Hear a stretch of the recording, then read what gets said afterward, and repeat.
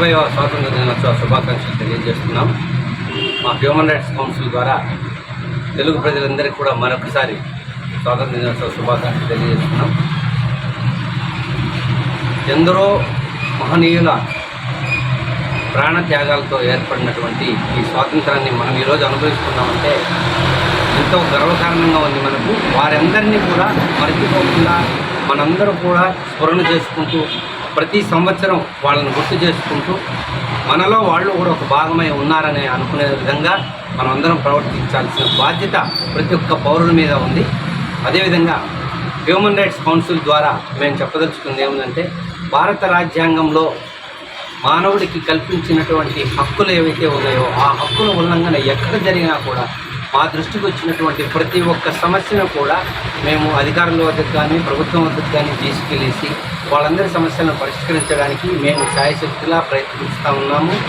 అదేవిధంగా ఎప్పటికీ కూడా అందుబాటులో ఉంటాము. ప్రతి ఒక్కరికి కూడా రాష్ట్రం మొత్తం మీద మా ఆఫీసులు అందరిలో కూడా ఎక్కడ ఏం జరిగినా కూడా అందరికీ మేము సమాజానికి కృషి చేయడానికి మేము ముందుంటామని చెప్పి తెలియజేస్తూ, అలాగే ఈ 80వ స్వాతంత్ర దినోత్సవ సందర్భంగా మరొకసారి భారత ప్రజలందరికీ కూడా స్వాతంత్ర దినోత్సవ శుభాకాంక్షలు తెలియజేస్తున్నాం.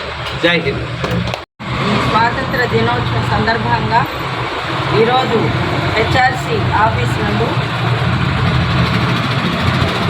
జెండా పండుగ చేసుకోవడం జరుగుతుంది. అలాగే హెచ్ఆర్సికి సంబంధించి మానవ హక్కుల ఉల్లంఘనలు ఎక్కడ జరిగినా కూడా మా హెచ్ఆర్సి సభ్యులందరూ అక్కడికి వెళ్ళి ఆ సమస్యలు తీర్చడం కానీ లేదా సంబంధిత అధికారులకి దృష్టికి తీసుకురావడం కానీ, అలాగే దానికి సంబంధించిన హెచ్ఆర్సీకి సంబంధించినటువంటి ఎలాంటి సమస్యలు ఉన్నా కూడా వాటి ద్వారా మేము పరిష్కారం చేస్తూ ఇటు సమాజానికి అట్లానే అధికారులకి మేము మధ్యవర్తుల్లాగా ఉండి సమస్యలు తీరుస్తాము.